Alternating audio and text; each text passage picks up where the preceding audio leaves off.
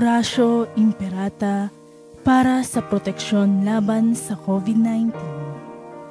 Mahabagin at mapagmahal na Ama, nagsusumamo kami sa inyo upang hilingin ang inyong patnubay laban sa COVID-19 na nagpapahirap sa marami at kumitil na ng maraming buhay.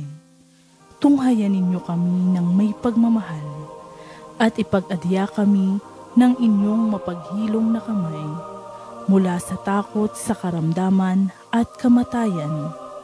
Itaguyod ninyo kami sa pag-asa at patatagin mo ang aming pananampalataya. Nagpapasalamat kami sa mga bakunang naisulong sa patnubay ng inyong mga kamay. Pagpalain ninyo ang aming mga pagsisikap na mawakasan ang pandemya sa aming bayan sa pamamagitan ng mga bakuna. Maging tapat nawa sa kanilang tungkulin ang mga taong nangangasiwa sa pagbabahagi at pagtanggap ng mga bakunang ito nang maging lubusang ligtas na ang lahat sa malulubha at nakamamatay na epekto ng virus na ito. Gabayan ninyo ang mga dalubhasang na atasan na tumuklas ng higit pang mga lunas at paraan upang ihinto ang paglaganap nito. Patnubayan ninyo ang mga lumilingap sa may sakit nang malaki pa ng husay at malasakit ang kanilang pagkalinga. Pagkalooban ninyo sila ng kalusugan sa isip at katawan, katatagan sa kanilang paninindigang maglingkod at ipagsanggalang ninyo sila sa karamdaman. Itinataas namin ang mga nagdurusa, makamtan nawa nila ang mabuting kalusugan. Lingapin niyo rin ang mga kumakalinga sa kanila. Pagkamitin ninyo ng kapayapaang walang hanggan ang mga pumanaw na. Pagkalooban ninyo kami ng biyaya na magtulong-tulong tungo sa ikabubuti ng lahat. Pukawin sa amin ang pagmamalasakit sa mga nangangailangan. Sa pagdamay at malasakit namin sa bawat isa, malampasan nawa namin ang krisis na ito at lumago sa kabanalan at pagbabalik loob sa iyo. Hinihiling namin ito sa pamamagitan ni Hesukristo na nabubuhay at nagaharing kasama ninyo at ng Espiritu Santo, iisang Diyos, magpa sa walang hanggan. Amen. Dumudulog kami sa iyong patnubay, mahal na Ina ng Diyos. Pakinggan mo ang aming mga kahilingan sa aming pangangailangan at ipag-adya mo kami sa lahat ng kasamaan. Malwalhati at pinagpalang Birhen. Amen. Mahal na Birhen, mapagpagaling sa may sakit, ipanalangin mo kami. San Jose, ipanalangin mo kami. San Rafael Arcangel, ipanalangin mo kami. San Roque, ipanalangin mo kami. San Lorenzo Ruiz, ipanalangin mo kami. San Pedro Calungsod, ipanalangin mo kami.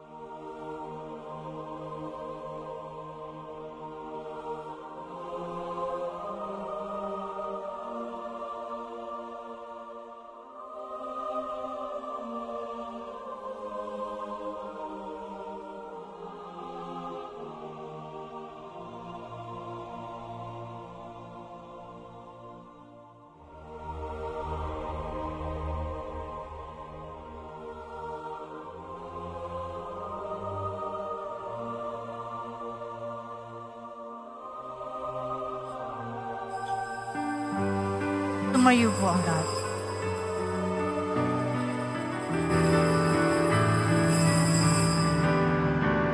Ating dakilain at sambahin ang Panginoong butihin, ialay mga awitin sa piging na handog niya sa atin. Tayo'y magbigay galang sa Diyos na sa ating may lalang. Tanay inako niya, hinirang kawang iniingatan.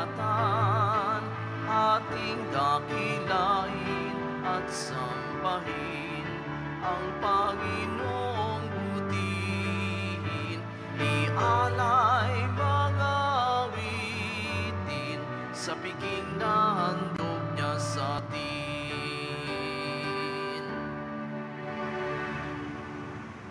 Sa ngalan ng Ama, ng Anak, at ng Espiritu Santo. Amen. Ang pagpapala ng ating Panginoong Jesucristo, ang pag-ibig ng Diyos Ama, at ang pagkakaisa ng Espiritu Santo, naway sa inyong lahat. At sumaiyo rin. Mga kapatid, ialay natin ang misang ito para sa ina ng laging saklulo, ang mahal na Birhen Maria. Sa misang ito ay lalahanin natin ang intensyon ng ating Santo Papa para sa paghilom ng mundo at pagkaroon ng kapayapaan sa Middle East, lalo na sa Israel.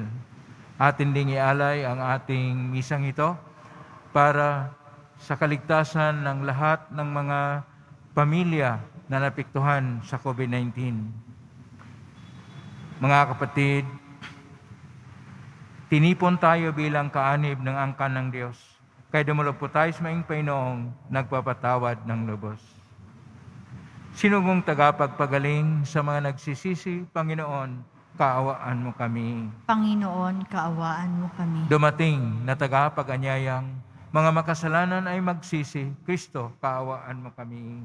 Kristo, kaawaan mo kami. Nakaluklok ka sa kanan ng Diyos Ama para ipamagitan kami. Panginoon, kaawaan mo kami. Panginoon, kaawaan mo kami. Kaawaan tayo makapangyarihang Diyos. Patawarin tayo sa ating mga kasalanan at patnubayan tayo sa buhay na walang hanggan. Amen. Manalangin tayo. Ama naming makapangyarihan, sa iyo nagmumula ang tanang kabutihan. Pagbigyan mo ang aming mga kahilingan na iyong patnubay. Ang iyong mga kinalulugdan ay aming mapag-isipan. At sa iyong pag-akay, ang mga ito ay aming magampanan sa pamagitan ni Jesucristo kasama ng Espiritu Santo magpa sa walang hanggan. Amen. Magsiupo ang lahat. Pagbasa mula sa ikalawang sulat ni Apostol San Pablo sa mga taga-Korinto. Mga kapatid, ang aming pagtitiwalang ito sa Diyos ay sa pamamagitan ni Kristo. Kung sa aming sarili lamang ay wala kaming sapat na kakayahang gawin ito, ang Diyos ang nagkaloob dito sa amin. Niloob niyang kami maging lingkod ng bagong tipan, tipang hindi nababatay sa kasulatang natititik, kundi sa Espiritu. Sapagkat ang dulot ng titik ay kamatayan, ngunit ang Espiritu'y nagbibigay buhay. Nang ibigay ang alituntunin ng paglilingkod na nakatitik sa tinapyas na bato, kalakip na nahayag ang kaningingan ng Diyos, ano pat hindi matingnan ng mga Israelita ang mukha ni Moises, bagamat ang kaniningang ito'y lumilipas.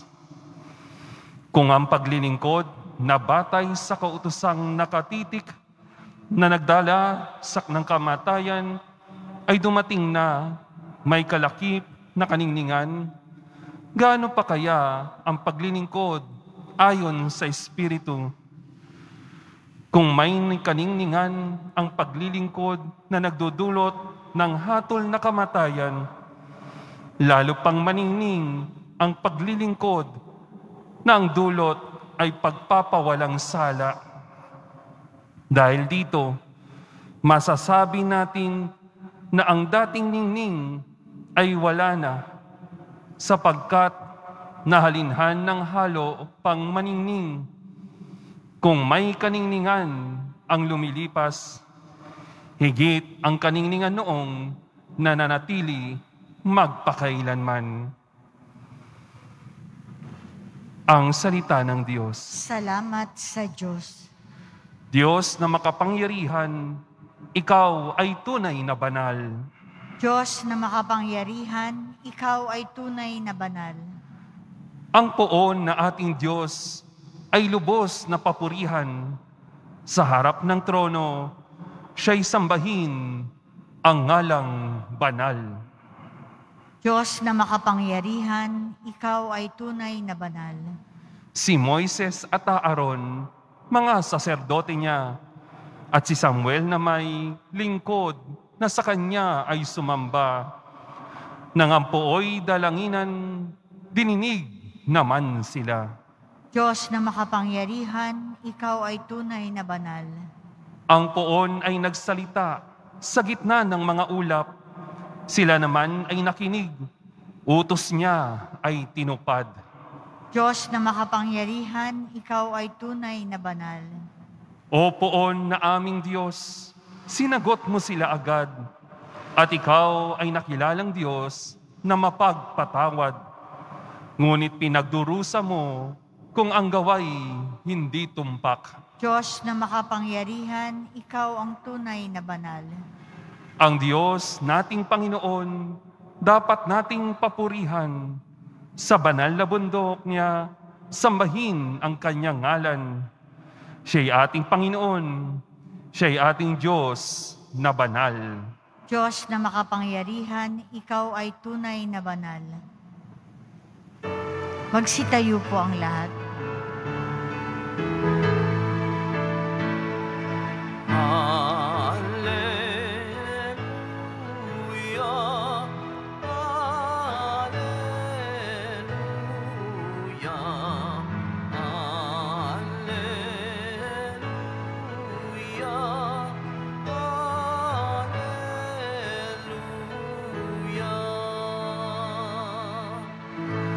Panginoon, ituro mo na iyong landas ay sundin ko sa pagtahak sa totoo. Alleluia,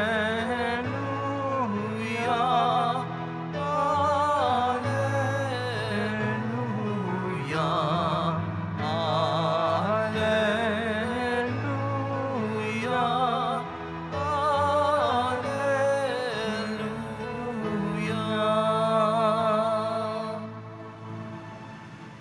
Sumainyo ang Panginoon. At sumaiyo rin. Ang mabuting balita ng Panginoon ayon kay San Mateo. Papuri sa iyo, Panginoon.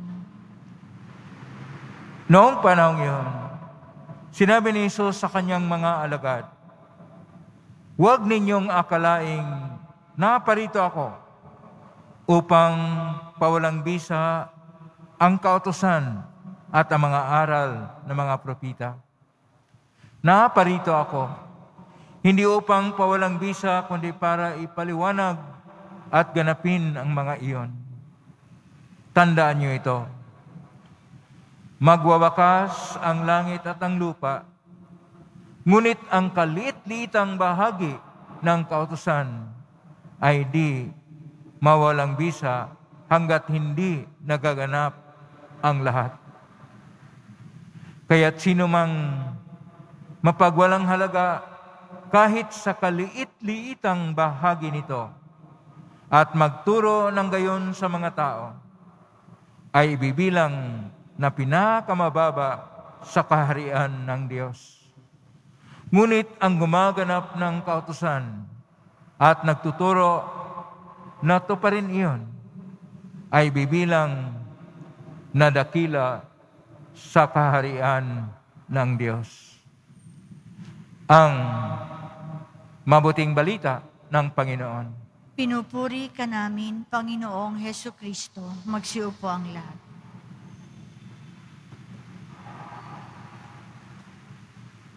Magandang araw po, mga kapatid ko ni Kristo.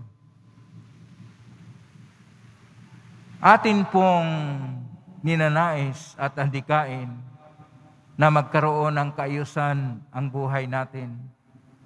Kaya mayroon tayong mga direksyon, mayroon tayong mga batas, mayroon tayong mga paraan na lituntunin na dapat sundin. Yun ay para sa kabutihan rin natin at magkaroon tayo ng isang maaliwalas at maayos na buhay. Napakahalaga ang batas ng tao. Ngunit, kung tingnan po natin ang batas, atin pong makikita na dapat ibase o ang batas ay ibatay sa tunay na buhay at tunay na pangailangan ng tao. Dito po nating tingnan ang ating mga pagbasa. Sa ating unang pagbasa, na mula sa pangalawang sulat ni San Pablo sa taga-Korinto, Kabanata 3, talata 4 hanggang 11. Sinasabi na ang bagong tipan ay nababatay sa kautosang natitik sa Espiritu. Ibig sabihin, ang kautusan. Pag sabihin kasi nating batas, mayroon tayong pagtingin, ano ba ang batas? Sa ating unang pagbasa, napakahalaga ang batas dahil ito ay nakatitik sa mga puso natin sa pamagitan ng Espiritu Santo. Sa ating Salmo 98, sinasabi na ang Diyos na tunay na banal ay siya dapat nating sundin at papurihan sapagkat mula sa Kanya ang utos. Kaya ang puon ay nagsalita sa gitna ng mga ulap at makinig sa utos niya na dapat tuparin. Sa ating Ebanghelyo ni San Mateo, Kabanata 5, talata 17 hanggang 19, Kapitulo 5, versikulo 17 hanggang 19. Ito ay tungkol sa batas o sa kautusan at sa mga pagtuturo ng mga propeta. Background muna dito. Mayroong iba't ibang antas ang batas. Ang pinakamataas na antas ay tinatawag nating divine law. Yun ang tinatawag nating kautusan ng Diyos. Kaya mayroon tayong 10 utos. Mayroon tayong utos ng Panginoong Hesus. Mayroon tayong kautusan na nakasulat sa iba't ibang paraan. Yung lahat ng ito, itinatawag natin divine law. Ang pangalawang antas ay ang batas ng kalikasan. Kung makita ninyo, ang pag-ikot ng mundo sa araw kasama ang ibang mga planeta at pag-ikot ng buong universo hanggang ito'y iikot sa isang paraan na dinala ng puwersa na tinatawag nating black hole at mayroon pang mga dark matter na umihila upang umiikot ang buong universo na napakarami, hindi lang milyon, bilyon kadami, ay dahil sa batas ng kalikasan. Batas ng kalikasan na siyang nagpapataas ng tubig ng dagat o nagpababa. Batas ng kalikasan na sumisikat ang ating araw at lumubog dahil umiikot ang ating mundo. Lahat ng iyon ay batas ng kalikasan. Kung napakahalaga yung batas ng Panginoon, ang kasunod na mahalaga ay ang batas ng kalikasan, natural law. Ang pangatlo ay ang positive laws. Positive laws, ito yung ginagawa ng tao. Konstitusyon o batayang batas ng bayan, mga umiiral na mga Republic Act o mga kuda at iba pang mga batas na ginagawa ng tao. Ito'y tinatawag lang na mga positive laws. Batas na kung saan tayo pupunta, mga directional na tutunguhin o dili kaya altuntunin at mga palisiya. Lahat po yan ay tinatawag natin positive laws. Ibig sabihin, hindi po mataas ang batas dito sa ating bayan. Kung ihambing natin sa natural law at lalo na sa divine law. Pero kung masabi natin kung minsan ang batas ay mahigpit, kaya nga sinasabi, lex dura lex is lex. Masakit man ang batas, mahirap man ang batas, ito ay batas na dapat sundin. Pero ngayon sa ating Ebanghelyo ni San Mateo, sinasabi ng ating Panginoon, huwag ninyong akalaing naparito ako upang pawalang bisa ang kautusan at ang aral ng mga propita. Naparito ako hindi upang pawalang bisa, kundi para ipaliwanag at ganapin ang mga iyon. Dahil parang nakikita ng iba na hindi nasusunod ng Panginoon ang batas ng mga Hudyo. Ang batas ng mga Hudyo ay tinatawag na Torah, na naroon sa 5 aklat ng Henesis, Exodus, Leviticus, Numeros at Deuteronomio. At ang mga tinatawag na komentaryo nito na tinatawag na Mishnah. At ang komentaryo ng Mishnah ay tinatawag na Talmud. Naroon ang lahat ng batas. Na ang isang batas ng kautusan ay na-multiply 613 times. Kaya napakarami na pong mga batas. At ang pagtuturo ng mga propita na siyang nagpaalaala ano ang salita ng Diyos at ano ang biyaya ng Diyos at ano ang dapat sundin na ayon sa kalooban ng Diyos. Ang tawag dito ay Nabiim. Kung ang Torah ay mahalaga, sa mga Hudyo mahalaga din ang Nabiim. Ngayon ang ating Panginoon, kung tingnan natin, siya ay hindi sumusunod sa mga litra por litra na batas. Kaya makita natin Ebanghelyo ni San Mateo, Kapitulo 12, versikulo 10 at sumusunod, na pinagaling niya ang mga may sakit sa panahon ng Sabat o araw ng pamhinga na hindi po yan pwede. At kanya pong pinapanigan ang kanyang mga alagad nung ito ay kumitil ng mga butel ng trigo sa panahon ng Sabat o panahon ng araw ng pamhinga na mabasa natin Ebanghelyo ni San Mateo, Kapitulo 12, versikulo 1 at sumusunod. At ang hindi pagsunod ng kanyang mga alagad sa ritual na paghugas na mabasa natin sa Ebanghelyo ni San Mateo, Kapitulo 15, versikulo 1 at sumusunod. Kaya nagtanong itong mga Parisiyo na para sa kanila makitid ang kanilang paningin sa batas. Bakit hindi sinusunod ng Panginoong Hesus ang mga batas? Hindi nila alam ng ating Panginoon ay naparito upang kanyang isabuhay at bigyang kaganapan ang kautusan, ang batas ayon sa tunay na esensya, ayon sa tunay na kahulugan nito. Kaya sinasabi niya sa Ebanghelyo ni San Mateo, Kapitulo 22, mula versikulo 37 hanggang 39, na una sa lahat, ang pinakamahalaga na kautusan ay ang pag-ibig sa Diyos at ang pangalawa, pag-ibig sa kapwa, ganyan ang pag-ibig sa sarili. na ito ay summary na kinukuha ng ating Panginoon sa aklat ng Deuteronomio Kapitulo 6, versikulo 4 at sumusunod, at sa aklat ng Leviticus Kapitulo 19, versikulo 18. Na kung saan, ipinapahayag ng ating Panginoon na ang mahalaga, kung ano yung importante, doon tayo tututok. Doon natin bigyan ng importansya.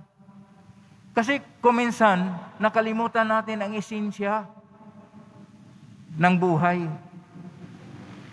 Ang akala natin, sunod-sunuran lang tayo, ito yung mga patakaran, ito yung mga batas, ito yung mga utos. Pero hindi naman natin nabigyan ng pagpahalaga ang tunay na bigyan ng pagpahalaga sa buhay. Ito lang po, halimbawa, kala ng mga tao, mahalaga yung sila ay mayroong mga ritual, mayroong mga aralin na napakahaba o napakarami. Para sa ating Panginoon, lahat ng mga yan ay hindi po natin maikumpara sa pag-ibig sa Diyos, higit sa lahat.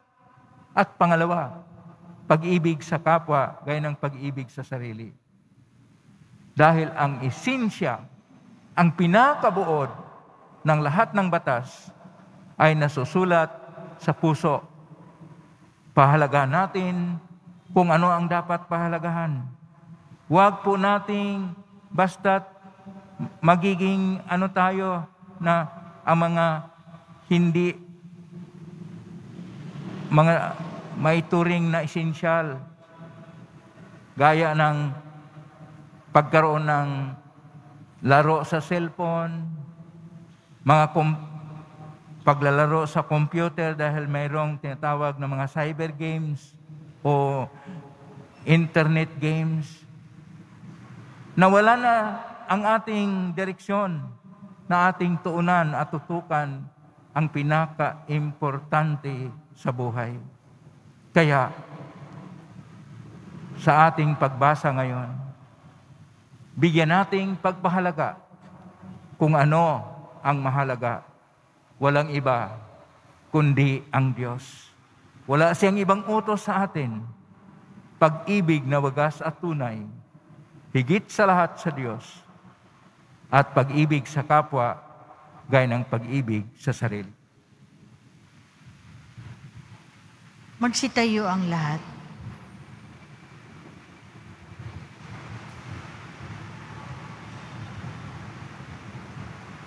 Minamahal kong mga kapatid, ipinangako ng Diyos ang kaligayahan sa mga sumusunod sa Kanyang mga batas at sa mga naghahangad sa Kanya ng buong puso.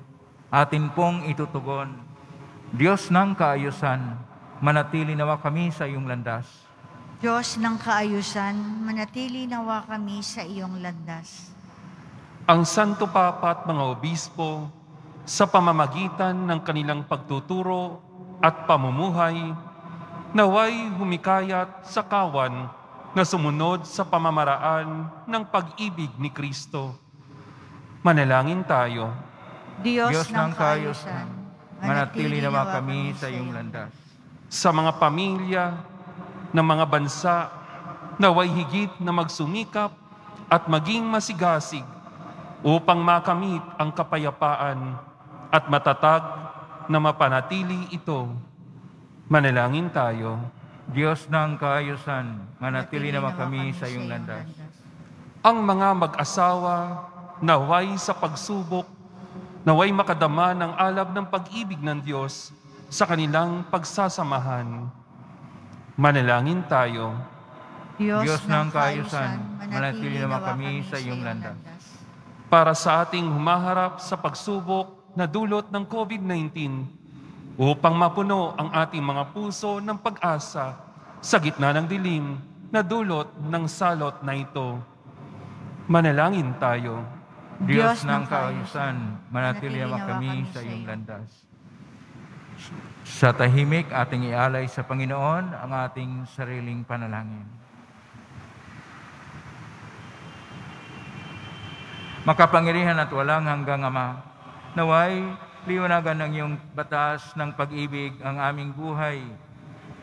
At pamalagiin mo kaming nasa matuwid na landas patungo sa iyong kaharian. Hiling namin ito sa mamagitan ni Kristong aming Panginoon. Amen.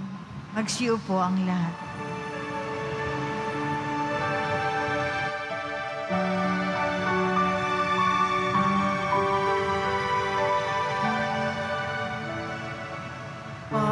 Pag-aalay namin sana ay kalugdan mo, isang bayan na nagpupugay, nagmamahal sa'yo.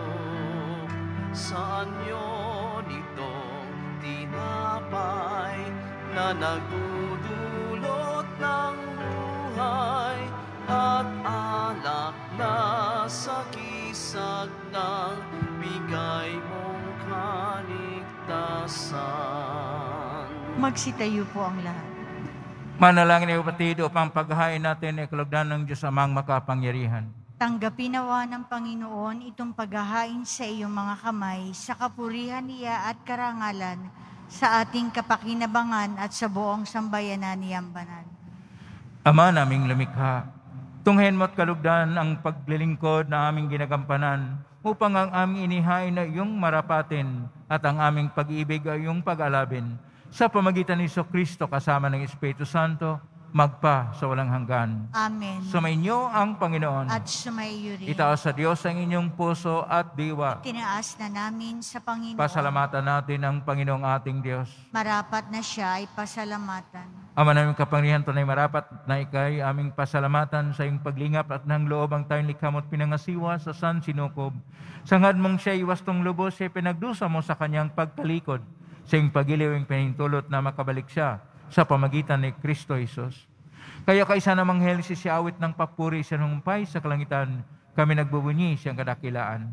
Santo, Santo, Santo, Panginoong Diyos ng mga hukbo, napupuno ang langit at lupa ng kadakilaan mo, o sana sa kaitaasan. Pinagpala ang naparirito sa ngalan ng Panginoon, o sana sa kaitaasan. Magsiluhod po ang lahat. Ama naming banal, ikaw ang bukal ng tanang kabanalan, kasmitan ng Espiritu ng banal ang makaloob na ito, pang para sa aming maging katawan at dugo ng aming Panginoong Jesucristo. Bago niya, pinagtiisang kusang loob na maging handog, hinawakan niya ang tinapay, pinasalamatan kanya, pinaghati-hati niya yon, iniabot sa kanyang malagad at sinabi, "Tanggapin ninyong lahat ito at kanin. Ito ang aking katawan na ihandog para sa inyo."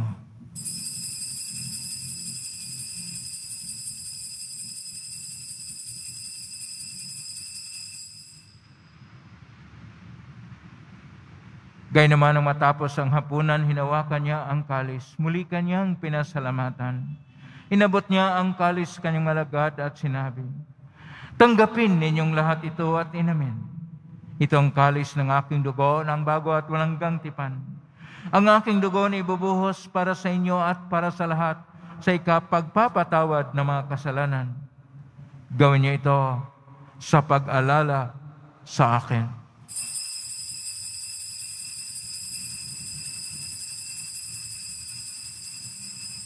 Magsitayo po ang lahat.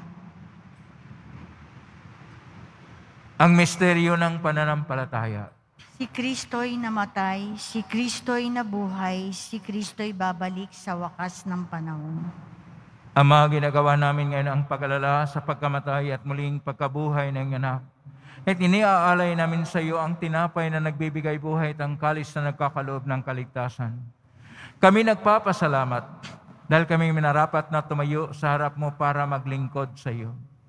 Isinasamo namin kaming magsasalo-salo sa katawan at dugo ni Kristo ay mabuklod sa pagkaisa sa pamagitan ng Espiritu Santo.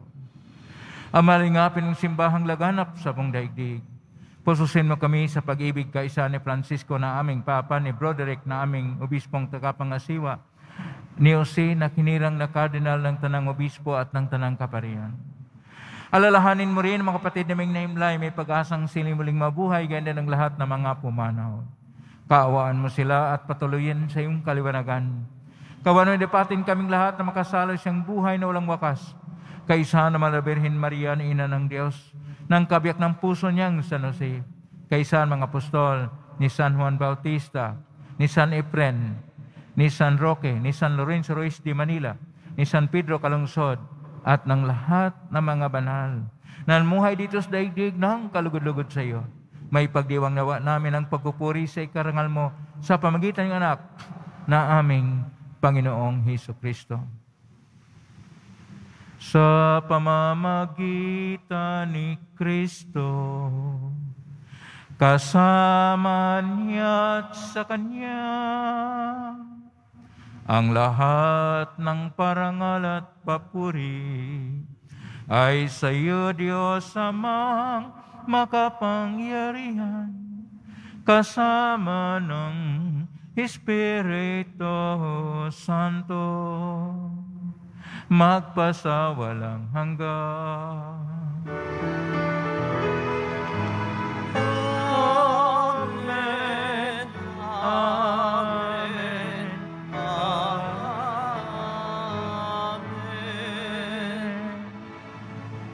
Sa tagubilin magaling na utos sa turo ni Jesus na Pay natin at Diyos, ipahayag natin ng lakas loob. Ama namin, suma sa langit ka, sambahin ang ngalan mo, mapasa amin ang kaharian mo, sundin ang loob mo dito sa lupa para nang sa langit. Bigyan mo kami ngayon ng aming kakanin sa araw-araw, at patawarin mo kami sa aming mga sala, para nang pagpapatawad namin sa nagkakasala sa amin, at huwag mo kaming ipahintulot sa tukso, at iadya mo kami sa lahat ng masama. Niling namin kami iadya sa lahat ng masama, pagkalooban ng kapayapaan araw-araw, iligtas sa kasalanan at tilay sa lahat ng kapahamakan, samantalang aming pinanabikan ang dakilang araw ng pagpapahayag ng tagapagligtas naming si Jesucristo. Sapagkat iyo ang kaharian at ang kapangyarihan at ang kapurihan magpakailanman. Amen. Panginoong Jesucristo, sinabi mo si mga apostol, kapayapaan ang iniiwan ko sa inyong aking kapayapaan ay binibigay ko sa inyo. Tunghayan mong aming panampalataya at huwag aming pagkakasala. Pagkalooban mo kami ng kapayapaan at pagkakaisa ayon sa kalooban, kasama ng Espiritu Santo, magpa sa walang hanggan. Amen. Ang kapayapaan ng Panginoon ay laging sumainyo. At sumaiyo rin. Magbayan kayo ng kapayapaan sa isa't isa. Kordero ng Diyos na nag-aalis ng mga kasalanan ng sanlibutan, maawa ka sa amin. Kordero ng Diyos na nag-aalis ng mga kasalanan ng sanlibutan, maawa ka sa amin. Kordero ng Diyos na nag-aalis ng mga kasalanan ng sanlibutan, ipagkaloob mo sa amin ang kapayapaan. Magsiluhod po ang lahat.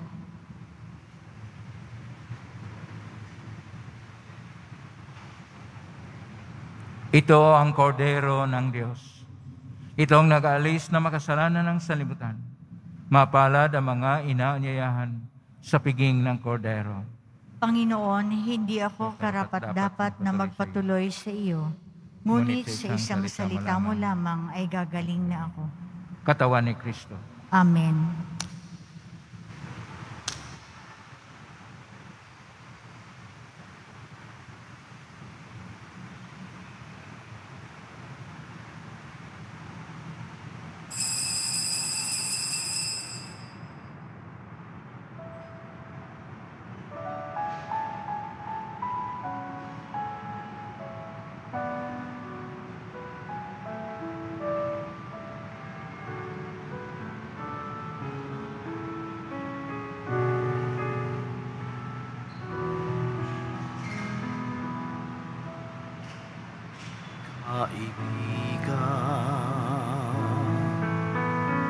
Tantuhin mo isang paglalakbay ang buhay, sanga-sangang landas ay may kahirapan, kung ang lungkot o panganib sa'yo'y biglang tumalaw, o kung ikaw ay sikat ng iyong pasan. Panginoon ang balingan, Panginoon ang asahan.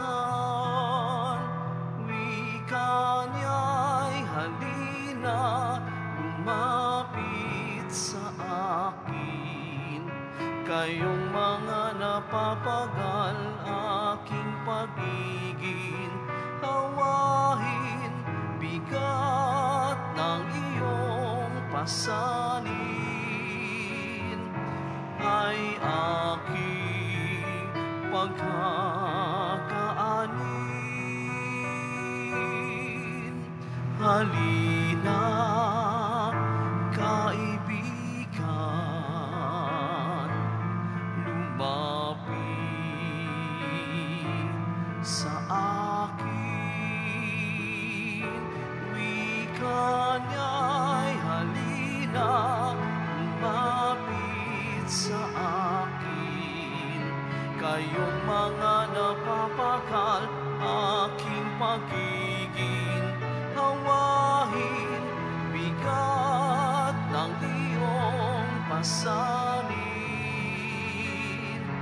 ay aking pagkakaanin. Halina, kaibigan, lumapit sa akin.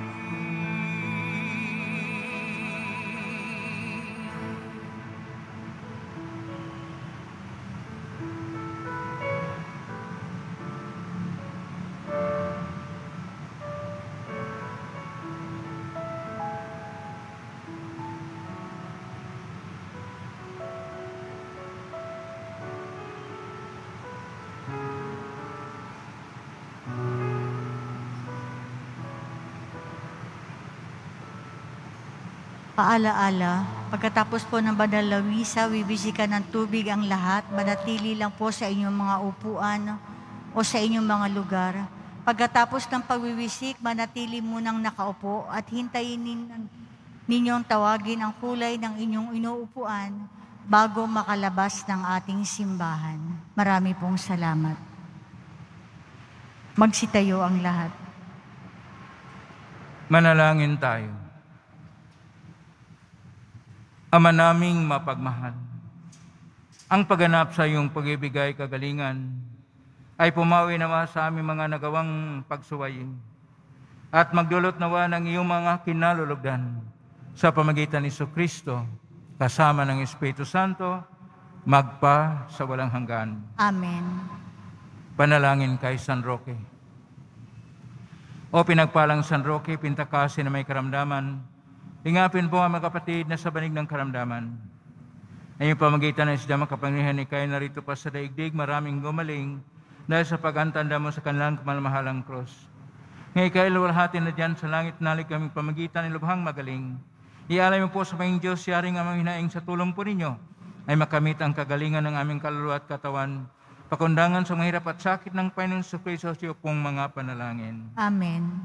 Señor San Roque, ipanalangin mo po kami upang kami adya sa salot ng COVID-19 na sa makaramdaman ng katawan at kaluluwa. Señor San Roque, ipanalangin mo po kami upang kami may adya sa salot ng COVID-19 at sa makaramdaman ng katawan at kaluluwa.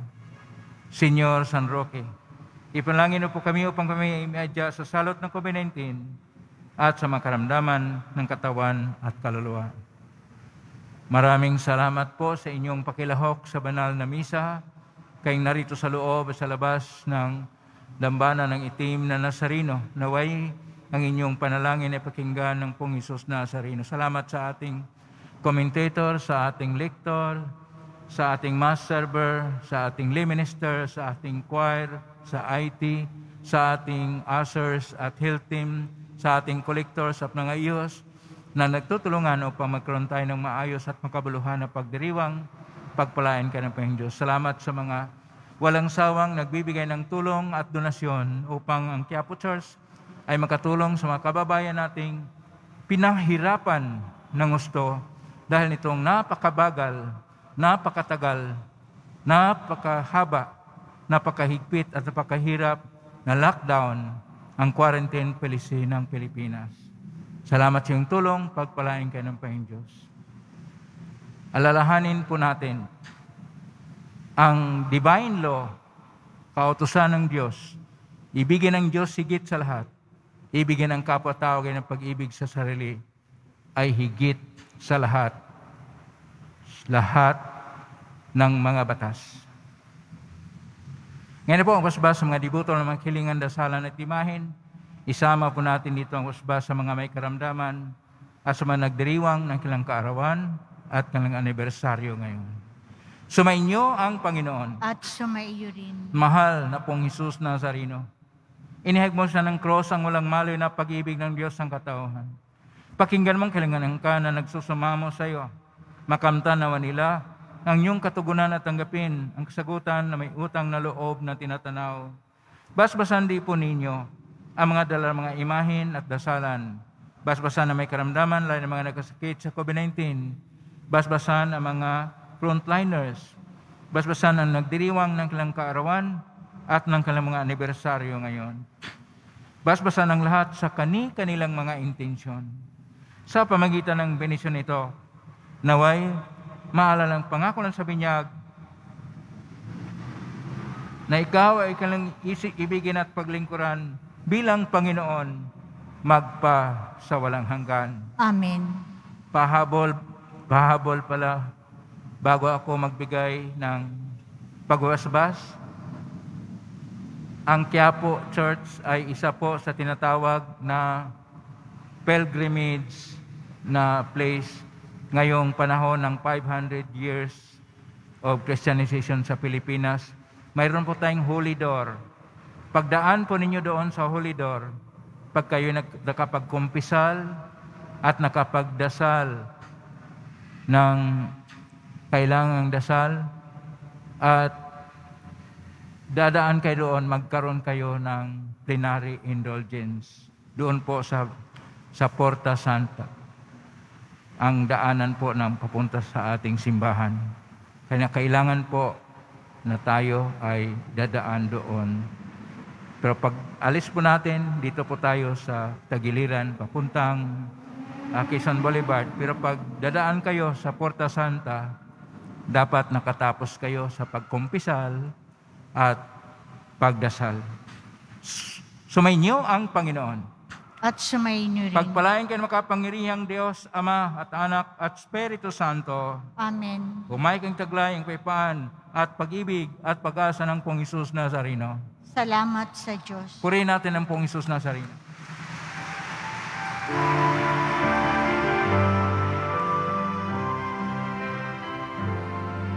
Nuestro Padre Jesus Nazareno, sinasamba ka namin, pinipinto ka namin, aral mo ang aming buhay at kaligtasan. Nuestro Padre Jesus Nazareno, iligtas mo kami sa kasalanan. Ang krus mo kinamatayan ay sagisag ng aming kaligtasan. Nuestro Padre Jesus Nazareno, dinarangal ka namin. Nuestro Padre Jesus Nazareno, niluluwalhati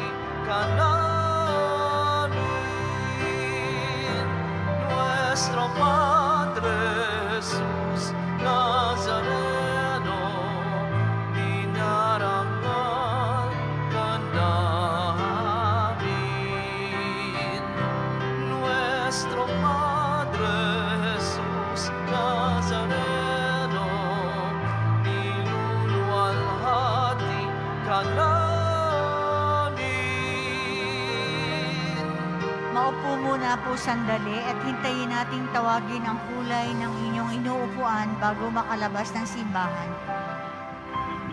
Maaari na pong lumabas ang lahat ng nakatayo